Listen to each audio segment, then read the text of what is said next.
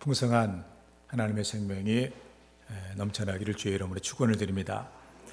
오늘 말씀을 생각하면서 저는 우리 모든 성도들이 참 힘들고 어려운 이런 상황 가운데서라도 찬송의 능력으로 모든 난관을 이기기를 이렇게 원하고, 그리고 지금 우리가 이제 찬양대가 쓰지를 못하는 가운데 있는데 하나님을 신뢰하는 믿음으로 무장하여서 악의 권세들을 무너뜨리면서 하나님의 능력을 드러내는 찬양 다시 서기를 우리가 사모하면서 오늘 예배에 성령의 놀라운 은혜가 임하는 역사가 있기를 축원을 드립니다. 오늘 하나님 말씀은 찬송을 시작할 때라고 하는 제목으로 하나님 말씀을 증거하겠습니다. 사라 플라워 아담스라고 하는 여인이 이렇게 있었는데 아마도 18세기 분이라 아마 사진은 안 남기고 초상화만 남아 있는 것 같아요. 아주 그 당시에 가장 아마 예쁜 얼굴을 가지고 있었고 또 연기력까지 겸비해 가지고 18세기 영국의 최고의 여배우로 이름을 날린 그런 이렇게 여인입니다. 또 아주 그 유명한 기술자와 결혼을 해가지고 행복한 삶을 꾸리고 있었는데, 그런데 원하지 않는 폐결핵이라고 하는 이런 질병이 찾아오게 되어지고 그 병에 의해서 아름다운 외모는 이제는 볼품없이 시들어져 가고 배우로서 활동할 수 없는 불행이 찾아오게 되어집니다. 그가 무대에서 자기의 존재감을 확인을 했었는데 무대에 서지 못하게 이렇게 되는 그 사실이 그에게는 너무나도 괴로운 일이었습니다. 끔찍한 그 시간에 쫓겨가는 그런 가운데 어느 날 침대 옆에 놓여 있는 성경을 발견하게 됩니다. 어릴 적부터 늘 보았던 성경이었지만 배우 활동을 하면서 유명세를 타면서 전혀 보지 않았던 그런 성경이었어요. 이 사라는 내가 한번 성경을 읽고 내가 하나님의 사람으로 내가 한번 살아야 되겠다 이런 결심을 갖고 창세기부터 읽기 시작을 했는데 야곱이 그런 가운데 야곱이 형에게 쫓겨 그 외삼촌 라반의 집으로 도망가던 그 도중에 아주 외로운 베델 들판에서 하나님의 음성을 듣는 그 장면을 그가 이렇게 봅니다. 그래서 그동안 나를 붙들고 있었던, 자신을 붙들고 있었던 꿈들을 떠올려 본 것이에요. 지금 아무것도 의지할 수 없는 그런 황량한 빈들에서 돌베개를 베면서 눈물 흘리고 있는 야곱의 모습을 보면서 어쩌면 나와 이렇게 똑같은가 이런 생각이 이렇게 들었습니다. 그러면서 그 야곱에게 하나님이 나타나 주셔서 그의 새로운 꿈을 주시는, 하늘로부터 사다리가 연결이 되고 하나님의 사자가 오르락 내리락 하고 그에게 꿈을 주셨던 그 하나님. 그래서 질병으로 육신의 아름다움과 세상의 꿈은 모두가 다 무너져 내렸지만 그런데 그것과 비교할 수 없는 하나님이 주신 꿈이 내게 있구나 하는 것을 깨닫게 돼요. 그래서 사라는 그 감동이 얼마나 컸든지 그 감동을 글로 써내려 적어갑니다. 7년 뒤 43살 나이에 세상을 떠났지만 그 아름다운 이 가사에 로엘 메이슨이라고 하는 사람이 이 곡을 붙여가지고 이게 바로 찬양곡이 됩니다. 그게 바로 아까 우리가 불렀던 찬송가 338장 내 주를 가까이 하게 함은 그 찬송이에요. 내 주를 가까이 하게 함은 십자가 짐 같은 고생이나 내 일생 소원은 늘 찬송하면서 주께도 나가기 원합니다. 내 고생하는 것 옛 야곱이 돌베개 베고 잠 같습니다. 꿈에도 소원이 늘 찬송하면서 주께도 나가기 원합니다. 천성에 가는 길 험하여도 생명길 되나니 은혜로다. 천사 날 부르니 늘 찬송하면서 주께도 나가기 원합니다. 야곱이 잠 깨어 일어난 후 돌단을 쌓은 것 본받아서 숨질 때 되도록 늘 찬송하면서 주께 더 나가기 원합니다. 그는 그 외로운 야곱이 베델 들판에서 만났던 그 하나님, 바로 자기를 만나 주신 그 하나님을 그는 이렇게 찬양합니다. 내 일생 소원이 늘 찬송하면서 주께 더 나가기 원합니다. 꿈에도 소원이 늘 찬송하면서 주께 더 나가기 원합니다. 천사날 부르니 늘 찬송하면서 주께 더 나가기 원합니다. 돌단을 쌓은 것 본받아서 숨질 때 되도록 늘 찬송하면서 주께 더 나가기 원합니다. 그 여인이 이 곡을 썼다는 사실을 생각하면서 그의 살아온 소망이 생겨난 것 아니에요? 그런 가운데 늘 찬송하면서 주께 더 나가기 원합니다. 우리 모든 성도들이 늘 찬송하면서 주께 더 나가기를 원하는, 주님과 더 가까워지기를 원하는, 하나님 은혜 가운데 가기를 원하는 이런 성도들의 삶이 되어야 될 줄로 믿습니다. 네 줄 가까이 하게 하면 이 찬송이 유명하게 된 계기가 있습니다. 1912년 4월 15일 그 북대서양을 건너가던 타이타닉 호가 거대한 빙산에 부딪혀가지고 가라앉기 시작을 합니다.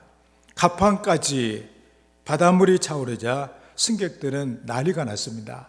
이것이 말하는 아비규환이라고 하는 그런 상황이 된 거예요. 모두가 살기 위해서 몸부림치면서 정신없이 떠다니며 울부짖고 있는 그때 웰리스 하틀리라고 하는 사람이 이끄는 8명의 선상 악단이 연주를 시작을 합니다. 급박한 상황 속에서 울려 퍼지는 그때 그 찬양이 바로 네 줄 가까이 하게 하면이에요. 네 줄 가까이 하게 하면 그 찬양이 울려 퍼지자 혼란스러웠던 이 승객들의 마음이 뭔가 이제 정리가 되기 시작한 거예요. 그래서 침착함을 되찾게 되고 연주는 침몰하기 10분 전까지 3시간 동안이나 계속이 되었습니다. 그 덕분에 승객들은 여자와 어린 아이로부터 질서정연하게 고명보트에 다 올라타게 되어지고 보트가 부족하여 탈출을 포기한 그 많은 이런 승객들이 그 연주를 들으면서 인생의 마지막 그 순간을 정리하며 죽음을 맞이할 수 있는 그런 시간을 갖게 됐다 그런 얘기입니다. 그 혼란한 상황 가운데 모든 것을 다 질서정연하게 하면서 죽음을 그렇게 고요하게 받아들일 수 있는 힘이 어디서 나왔느냐? 바로 하틀리 그 악단의 네 줄을 가까이 하게 하면 그 찬송의 능력이 바로 이 일을 만들어낸 것입니다. 그래서 그 뒤로부터는 네 줄을 가까이 하게 하면 이것은 생명을 구한 위대한 연주로 사람들에게 각인이 되어 있는 것이죠. 역대하 20장 우리가 봤던 이 내용, 이 유다가 하나님의 백성인 유다 백성들이 큰 위기를 맞이합니다. 우리가 본 대로 모압과 암몬과 마온, 또 세일산 주민이라고 이게 나와 있는데 이게 그 주변에 있는 나라들이 연합군을 만들어 가지고 유다를 쳐들어오는 그런 내용이에요. 만약에 지금 우리가 지금 북한의 위협이 있긴 하지만 전쟁이 있고 살아가고 있잖아요. 그런데 전쟁이 일어났다. 그 전쟁이 어떤 전쟁이냐? 중국하고 러시아하고 일본이 막 해가지고 우리나라를 공격해 온다. 그랬을 때 여러분들의 마음이 어떻겠냐 그런 얘기. 얼마나 힘들겠어요. 그래서 유다 왕 여호사밧은 자기 힘으로는 감당할 수 없는 그런 일이에요. 그래서 백성들에게 하나님의 도움이 필요하다 하고서 금식을 선포를 해요. 그리고 여호와께 낯을 향하여서 간절하게 하나님께 기도를 합니다. 그래서 그때 이제 여호와의 영이 바로 오늘 본문 우리가 봤던 이 야하시엘 선지자에게 임하고 그는 하나님의 말씀을 대언을 하게 됩니다. 그 내용이 바로 15절과 17절에 있는 그 내용이에요. 15절 우리가 이렇게 보면 너희는 이 큰 무리로 말미암아 두려워하거나 놀라지 말라. 이 전쟁은 너희에게 속한 것이 아니요 하나님께 속한 것이니라. 17절 이 전쟁에는 너희가 싸울 것이 없나니 대의를 이루고 서서 너희와 함께한 여호와가 구원하는 것을 보라. 여호와가 너희와 함께 하리라. 현대 번역으로 보면 너희는 두려워하지 말라. 두려워 말라. 저 대군을 보고 겁을 먹지 말라. 이 전쟁은 너희가 싸우는 것이 아니라 내가 싸우는 것이다. 17절 그러나 너희가 직접 싸울 필요는 없다. 너희는 그저 가만히 서서 나 여호와가 너희를 위하여 대신 싸우고 승리하는 것을 똑똑히 보기만 하라. 그러므로 유다와 예루살렘아 조금도 두려워하지 말고 겁내지 말라. 내일 너희는 그들을 향하여 출전하기만 하면 나 여호와가 너희와 함께하며 대신 싸우리라. 이런 거 하나님의 약속을 받게 돼요. 그래서 이 여호사밧 왕은 백성과 더불어서 의논을 하고 노래하는 자들을 택하여서, 우리가 말하면은 우리가 다 찬양을 하지만 특별하게 우리가 찬양대를 우리가 준비해가지고 하는 것처럼 노래하는 자들을 택하여서 거룩한 예복을 입히고 군대 앞에서 행진하면서 여호와를 찬송하도록 했던 것입니다. 그래서 22절 말씀에 그 노래와 찬송이 시작될 때 여호와께서 복병을 두어 유다를 치러 온 암몬 자손과 모압과 세일산 주민들을 치게 하심으로 그들이 피하였다. 이제 현대 번역으로 보면 성가 대원들이 노래를 시작하자 여호와께서 유다 백성을 향하여 밀려오는 원수들을 혼란에 빠뜨려 서로 쳐 죽이게 하셨다. 처음에는 암몬 족속과 모압 족속이 세일산에서 온 지원군들에게 달려들어 모조리 쳐 죽이더니 다음에는 암몬 군대와 모압 군대가 서로 달려들어 저희들끼리 쳐 죽였다. 이렇게 돼가고 있습니다. 하나님이 하신 것이죠. 너희들은 보기만 해라. 하나님이 하신다. 저는 19절에 말씀 보면 그런 말씀이 있잖아요. 그앗 자손과 고라 자손에게 속한 레위 사람들은 서서 심히 큰 소리로 이스라엘 하나님 여호와를 찬송하였다. 그런 얘기. 일어서서 아주 큰 소리로 여호와를 찬송했다. 그래서 저는 우리 성도들에게 한번 물어보고 싶은 것이 있는데, 오늘 이 말씀 그대로 서가지고 심히 큰 소리로 이스라엘 하나님 여호와를 찬송한 적이 언제였던가 생각을 해보면서 한번 그런 이 심정으로 하나님을 찬송하는, 그래서 하나님의 능력을 체험하는 우리 성도가 되었으면 좋겠다. 그런 마음을 갖게 됩니다. 한국 교회 그리고 예수를 믿는 사람들, 이 코로나 이런 유행 때문에 많은 신앙의 어려움을 겪고 있습니다. 정말 우리가 이렇게 일어서서 큰 소리로 이렇게 외치면서 찬송도 불러야 되겠는데, 또 우리가 잘 못 부르면 또 찬양대라도 해가지고 큰 소리로 불러야 되겠는데, 마음대로 못하는 가운데 그러다 보니까 우리의 삶도 많이 위축이 된 것이 아닌가, 이런 생각이 들어진다, 그런 얘기예요. 활력을 잃어버리고 생기가 줄어지는 그런 가운데 있는 것은 아닌가. 어떻게 다시 힘을 얻을 수가 있는가.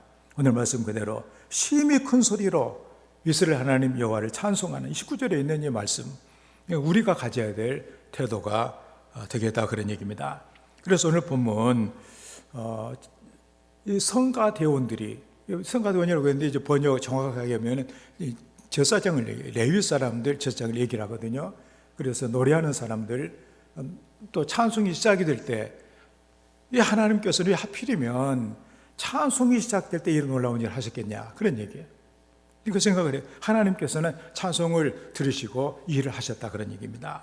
여러분들도 이제 삶을 살아가면서 여러 가지로 힘들고 어려운 일이 있다고 할지라도 찬송을 쉬지 않고 하나님을 더 찬양하는 이런 하나님의 사람들이 되어야만 할 것입니다. 그러면 찬송이 시작할 때 어떤 일이 생겨났는가?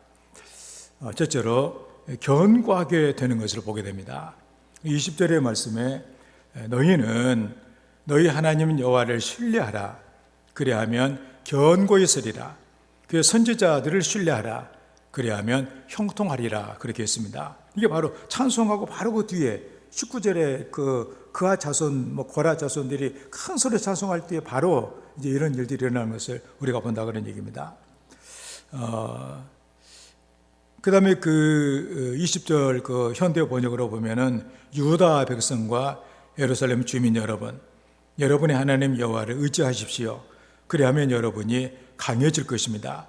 여러분의 하나님 여호와께서 세우신 예언자를 믿으십시오. 그리하면 여러분이 승리할 것입니다. 이렇게 말씀을 했어요. 여기에 견고히 선다. 이 말씀은 하나님께서 흔들림이 없도록 해주신다 그런 얘기입니다. 사람의 모든 것은 마음으로부터 시작되는 거예요. 마음이 흔들리고 마음이 무너져 내리면 그 능력을 발휘할 수가 없게 돼요. 마음을 하나님께서 붙들어 주시는 가장 중요한 증거가 하나님의 마음과 생각을 붙들어 주신다는 그런 말씀이에요. 그러므로 하나님을 신뢰하는 그 믿음으로 하나님을 찬양할 수 있기를 기도하고 또 그렇게 찬양하는 하나님의 사람들이 되어야 될 줄을 믿습니다. 여호사밧 왕과 유다의 무기는 뭐냐? 하나님을 신뢰하며 하나님을 전적으로 의지하며 불렀던 찬양에 있었다는 사실이죠. 우리나라 6.25 한국 전쟁이 일어나게 되어지고 우리나라가 삽시간에 그 공산군에 의해서 다 점령이 되잖아요. 부산하고 대구 이쪽만 이렇게 남겨놓고 그때 이제 전주에도 공산군이 이렇게 아주 들어오게 됩니다. 그래서 척결 대상 이렇게 1호가 바로 이렇게 목사들 아니에요. 아주 유물론의 공산당에 반대하는 이런 악질 반동분자. 그때 전주교회에서 심호하고 계셨던 이대준 목사님이 붙들리게 됩니다. 그래서 이제 재판도 형식적으로 하고 사형 이렇게 바로 총살형 그냥 이렇게 해서 또 북한은 또 공개 처형을 하잖아요. 이렇게 교인들 데리고 다니면서 시가지 행전을 하고 그 다음에 이제 처형하는 그런 과정이었어요. 그래서 이제 그 목사님도 이제 처형 날이 이렇게 돼가지고 이제 끌려가고 있는 그런 상황이었습니다. 사람들은 다 나와가지고 구경하고 있고 이제 그 사이로 이제 이렇게 끌려가고 있는 그런 가운데 있는데 얼마나 그 마음이 위축이 되고 마음이 괴롭고 안타깝고 그렇게 그러다가 그런 생각이 이렇게 들게 됩니다. 하나님 주신 마음이죠. 내가 얼마 뒤에 죽을 건데 죽기 전에 내가 뭘 할 것인가? 그래 내가 찬송이나 한번 크게 부르고 내가 아주 이렇게 죽자. 그리고서 그때 불렀던 찬송이 바로 내 주를 가까이 하게 하면 그거 이렇게 찬송이에요. 그래서 내 주를 가까이 하게만 하면서 그냥 목이 터져라고 큰 소리로 불렀더니 조금 찬송을 부르니까 힘이 생겨나요. 용기가 나요. 그래가지고 그 다음부터는 그 은혜로 처음에는 억지로 불렀는데 한번 부르고 나니까 이제 힘이 솟아나가지고 용기 있게 담대하게 찬송을 부르면서 갔더니 옆에 있는 사람들이 다 보고 감동을 받은 거 아니에요? 근데 누가 감동을 받았느냐? 임명훈 대장이 이게 감동을 받게 된 거예요. 왜냐하면 자기는 예수를 안 믿고 이렇게 하지만 자기 어머님이 신앙을 아마 열심히 했던 그런 분들인가. 자기 어머니가 불렀던 찬송이 바로 내 주를 가까이 늘 불렀던 그 찬송이. 그래서 그 마음이 범인이 생겼어요. 내가 이 사람을 죽여서 이렇게 아주 이제 되겠냐. 그래가지고 딴 사람들을 따돌리고 따로 이렇게 데리고 가가지고 내가 우리 어머님이 예수를 믿는 분인데 당신 찬송을 내가 이렇게 들어보니까 내가 당신을 도저히 죽일 수가 없으니까 빨리 도망가라고. 그 하늘에서 총 몇 방 쏘고 그냥 그래서 거기 이렇게 살아난 거예요. 그래서 그 다음부터 이 전주교 이대주 목사님이 만나는 사람마다 찬송하시오.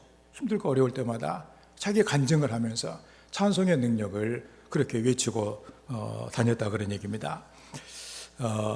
참으로 이 두려움이 있을 때 두려움 가운데서라도 찬송을 부르면 담대해져요. 여러분 한번 해봐야 돼요. 여러분들이 해보지도 않고 제가 얘기하죠. 그럼 나도 한번 이렇게 해보자. 그러고서는 이렇게 큰 소리로 한번 찬송을 불러보시라고 그런 얘기. 찬송을 부르면은 두려움이 떠나가게 되고, 근데 하나님의 그 능력이 우리 가운데 임하게 된다는 사실입니다. 그래서 이 찬송이 그렇게 유명한 거 아니에요. 그래서 정말 하나님을 의지하느냐, 인간의 방법을 의지하느냐, 거기에 따라서 결과는 완전히 달라지는 거 아니에요. 하나님을 믿고 의지하고 찬송을 할 때 하나님이 나를 경고케 해주시는 은혜가 있다는 사실입니다. 그래서 루터는 찬양을 제2의 설교라고 그렇게 말을 이렇게 했습니다.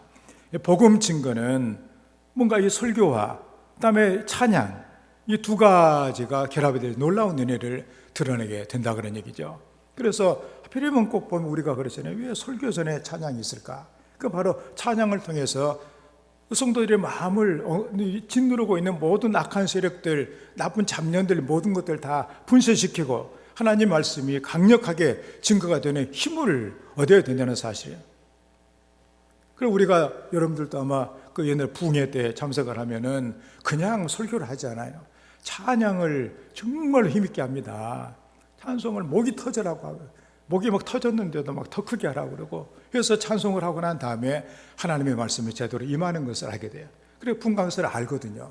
자기가 아무리 뭐 소리 지르고 해봐야 그게 찬양으로 그 마음의 문이 열리지 않게 되면 이게 이 효과가 없다는 사실을 잘 알기 때문에 그렇게 찬양을 강력하게 찬양을 하고, 그 다음에 하나님 말씀을 증가하고, 그래서 성령에 임하고 인생이 바뀌어지고 변화가 되는 놀라운 부흥의 역사가 일어나게 된다는 사실입니다.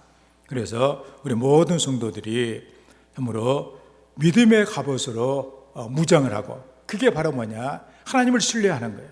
그리고 입을 열어 찬송하라고 말미암아 여러분들이 견고하게, 대담하게, 강하게 삶을 살아가는 그런 하나님의 사람이 되어야 될 줄을 믿습니다.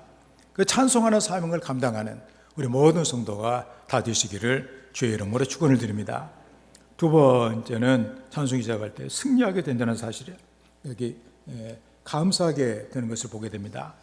우리가 그 21절의 말씀을 보게 되면 백성과 더불어 의논하고 노래하는 자들을 택하여 거룩한 예복을 입히고 군대 앞에서 행진하며 여호와를 찬송하여 이르기를 여호와께 감사하세 그의 인자하심이 영원하도다 하게 하였다. 그렇게 말해주고 있습니다.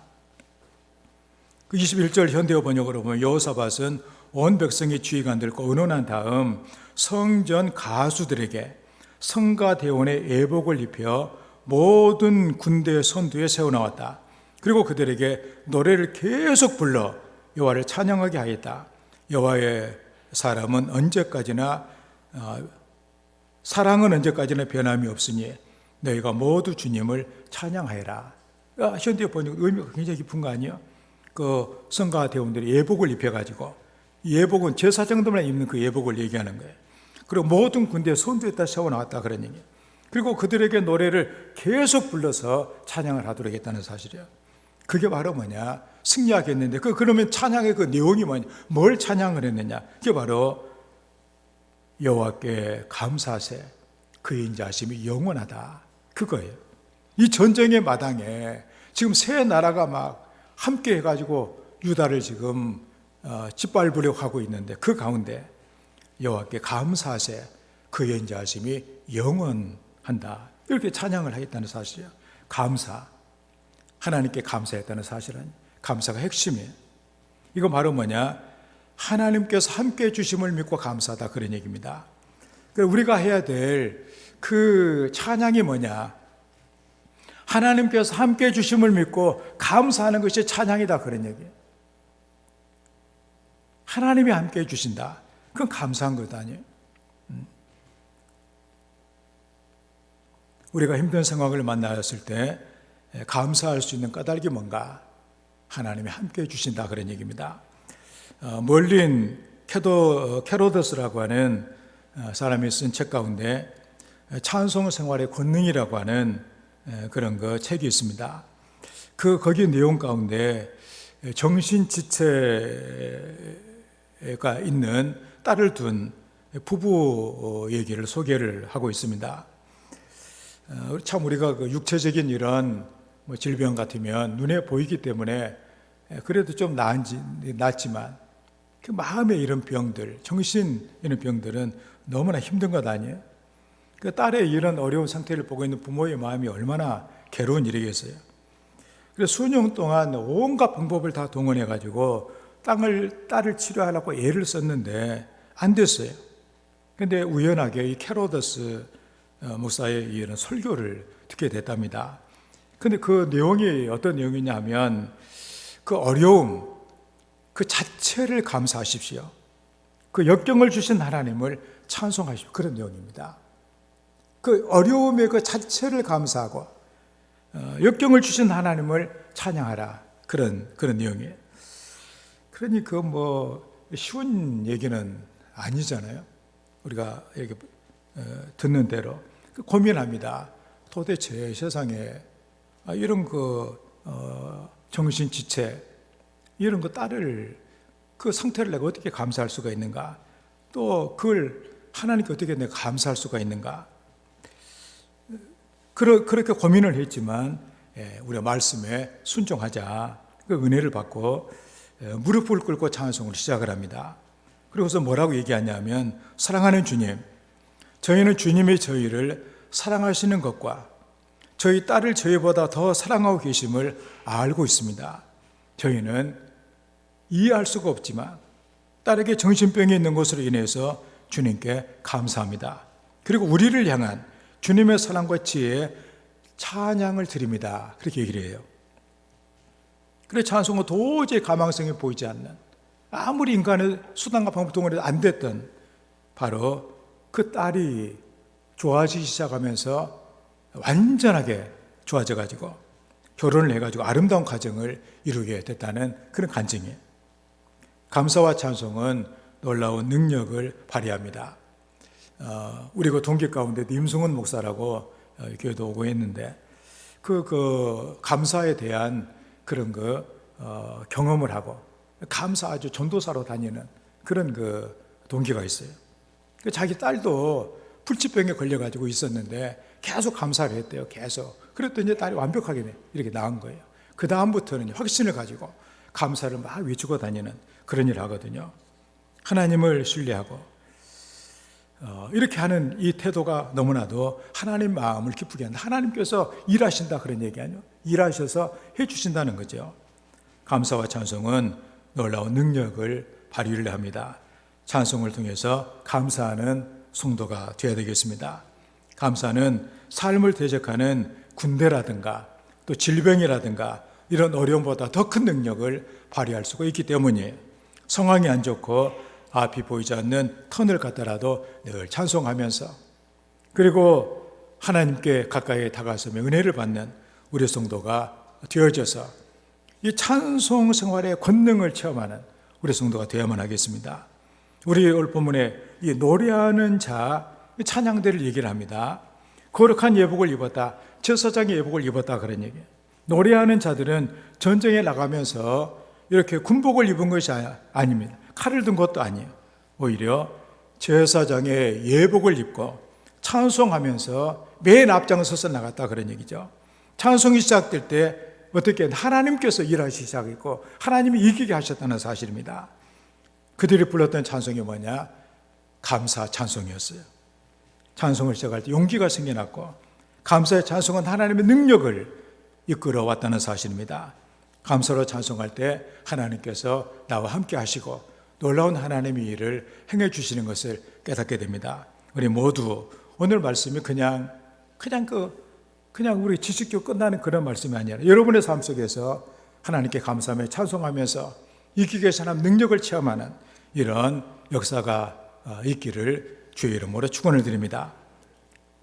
다음에 세 번째로 승리하게 하신 것을, 찬송할 때 승리를 주신 것을 보게 돼요. 22절 말씀에 그 노래와 찬송이 시작될 때 여호와께서 복병을 두어 유다를 치러 온 암몬 자손과 모압과 세일산 주민들을 치게 하심으로 그들이 패하였다. 또 우리 현대 번역으로 보면 성가 대원들이 노래를 시작하자 여호와께서 유다 백성을 향하여 밀려 들어오는 원수들을 혼란에 빠뜨려 서로 쳐 죽이게 하셨다. 처음에는 암몬 족속과 모압 족속이 세일 산지에서 온 지원군들에게 달려들어 모조리 쳐 죽이더니 다음에는 암몬 군대와 모압 군대가 서로 달려들어 저희들끼리 쳐 죽였다. 아주 상상할 수 없는 일이 일어난 거 아니에요. 서로 간에 적으로 알고서 막 다 죽였던 얘기예요. 연합군이 와가지고 자기들끼리 싸우다가 질이 멸렬하고 끝났다 그런 얘기입니다. 오늘도 그런 일들이 많이 일어나잖아요. 힘이 막 강하고 막 대단한 것처럼 보여도 자기들끼리 싸우다가 끝나는 것 많아요, 세상에. 여기 치게 하심으로 원어의 그 말은 하나님의 방법으로 이기게 하신다 그런 얘기입니다. 하나님의 참으로 하나님의 능력을 드러내시는 것으로 우리가 보게 됩니다. 찬송을 시작할 때, 언제 찬송을 시작할 때 하나님은 우리가 생각할 수 없는 방법으로 승리를 주셨다, 그런 말씀입니다. 그럼 여러분들이 한번 그 어려움이 있을 때 한번 여러분 꼭 이걸 실천하는 성도가 되어야 됩니다. 그래서 찬송을 하면 처음에 억지로라도 찬송을 하게 되면 하나님의 은혜를 주셔서 이제는 감사한 마음으로 찬송을 하게 되고 그 찬송이 능력을 나타내는 승리를 얻게 된다는 그런 말씀 아니에요? 오직 하나님의 전능하심을 입고 찬송하면서 나가 승리하는 이런 성도가 되어서 늘 찬송하면서 주님을 더 찬양하며 경배할 수 있는 이런 성도가 되어야만 하겠습니다. 오늘의 양식이라고 하는 그런 그 책이 있습니다. 매일의 양식, 여러분들 뭐 이런 책들 나오는 것들이 있는데 거기에 그 편집자인 데니스 디안이라고 하는 이런 분이 계셨는데 그분이 그런 얘기를 합니다. 그분이 그 막내딸이 17살인데 교통사고를 당하여서 세상을 떠났대요. 가장 아주 예뻐하는 그런 이렇게 딸이었어요. 착하고 아름다운 미소를 갖고 있었고 다른 사람들에게도 참 이렇게 배려할 줄 알고 모두에게 사랑과 감동을 줬던 그런 그 아이였습니다. 그런데도 그 예쁘고 착한 아이가 갑자기 교통사고로 죽은 거예요. 갑자기 사라진 그거 빈자리가 얼마나 크고 마음을 안타깝게 했겠어요. 이 사건으로 인해서 그 매일의 양식이라고 하는 거 이런 다른 사람에 감동을 주는 이런 글을 쓴 사람인데 글이 안 나오는 거예요. 이제 마음이 이제 황폐화가 돼가지고 글도 안 나오고 뭐 이제 그 생각도 막 잘 되지도 않고 늘 마음의 생각은 어떻게 세상에 이런 일이 있을 수가 있는가. 17살짜리 사랑스러운 아이가 갑자기 어떻게 이렇게 사고로 죽을 수가 있단 말인가. 이걸 내가 어떻게 이해를 해야만 할 것인가. 너무도 힘들고 아주 괴로운 거예요. 그는 갈피를 잡지 못하고 슬픔과 패배감에 젖어가지고 방황을 했습니다. 그러다 어느 날 조용하게 앉아 있는데 하나님의 그 마음에 은혜를 주셨어요. 하나님을 그가 바라보면서 찬송을 시작을 했습니다. 그랬더니 그 하나님의 그 은혜가 자기의 마음을 서럽게 대해지고 이런 자기의 그 아픔을 통해서 내가 하나님 앞에 더 헌신하고 하나님의 그 은혜를 내가 다른 사람에게 전할 수 있는 이런 그 삶을 살아야 되겠다고 하는 결심이 생겨나게 되고 그 자기의 그 모든 어려움을 이겨낼 수 있는 이런 그 승리가 그에게 오게 됐다는 사실입니다.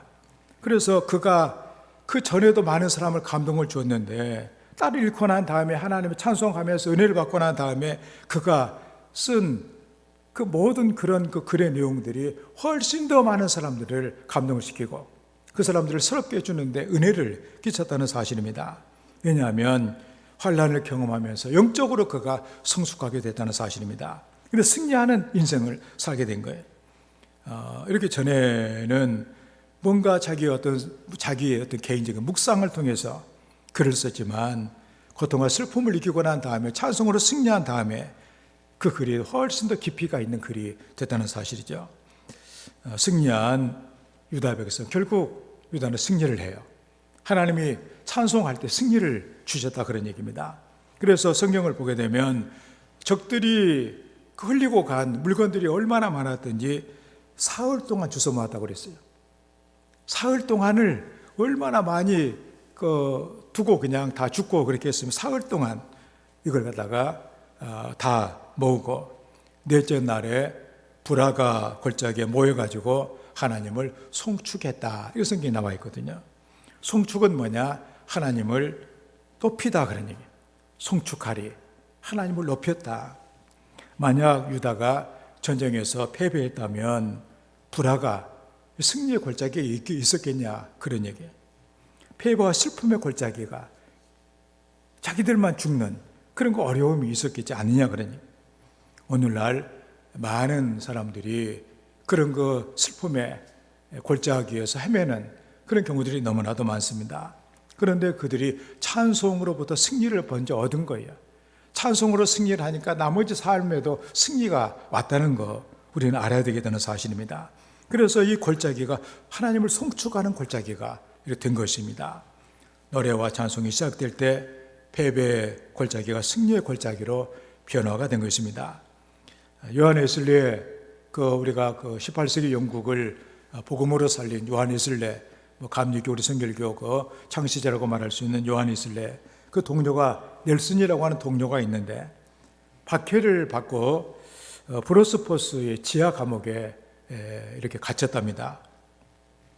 그런데 그 감옥 위는 뭐냐면은 바로 도살장이에요. 그러니 도살장에서 날마다 짐승을 죽인 거, 핏물 막 더러운 거 내려와가지고 아주 냄새가 아주 너무 엄청난 그런 거 감옥. 옛날 사람들은 아주 잔인하게 감옥을 했잖아요. 그런데 그런 가운데 그의 넬슨의 영혼이 주님께서 주시는 은혜와 사랑으로 충만해서 나중에 고백하기를 그 감옥이 천국처럼 되어서 하나님을 찬양했다고 고백을 하고 있습니다. 하나님의 은혜만 있다면, 그래서 은혜만 있다면 어떤 환경이나 상황에도 찬양이 가능합니다. 우리는 은혜를 받아야 돼. 찬송을 시작하는 마음이 평화가 넘쳐나게 되고, 그리고 우리는 말씀을 들었으니 억지로라도 처음에는 찬송을 해야 돼. 우리가 은혜 받는 사람 다 보면 처음에는 막 하다가도 찬송을 하게 되면 뭔가 이제 우리의 찬송이 저절로 터져 나오는 이런 것들이 생겨난다 그런 얘기입니다. 그리고 우리 찬송을 입으로만 끝내면 안 된다는 얘기예요. 찬송을 하다가 은혜를 받고 그 다음부터는 계속해야 돼요. 그래서 우리 은혜 받는 찬송을 보면 똑같은 찬송을 막 몇십 번 반복해도 계속 은혜가 넘쳐나는 거예요. 그게 바로 찬송에 깊이 들어간 거 아니에요.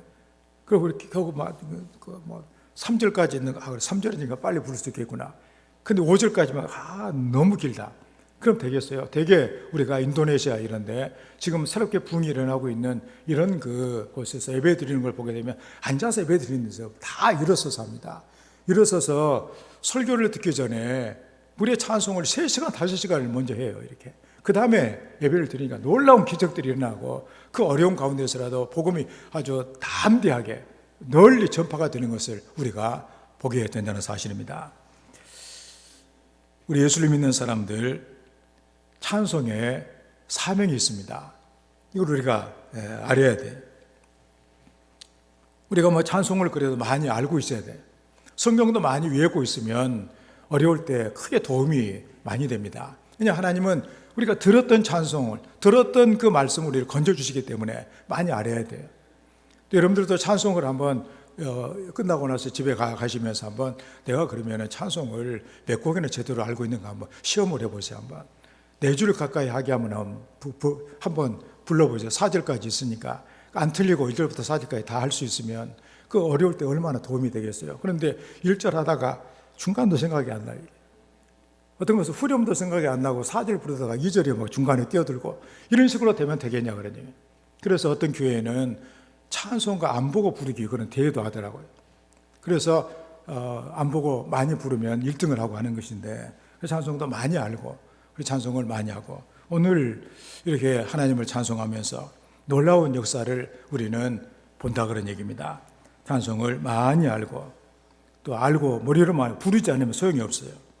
견디기 힘든 고통과 아픔이 있을 때 이렇게 입을 열어 찬송을 시작하시고 그래서 하나님의 치유와 기적의 역사를 체험하시고 더 입을 크게 열고 더 큰 소리로 하나님을 찬양을 여러분들이 불렀을 때 오늘 말씀 그대로 여러분들을 견고하게 담대하게 만들어 주셔서 하나님께 감사하며 영광을 돌리게 하시고 승리를 주시는 하나님의 놀라운 은혜를 체험하게 될 줄을 믿습니다.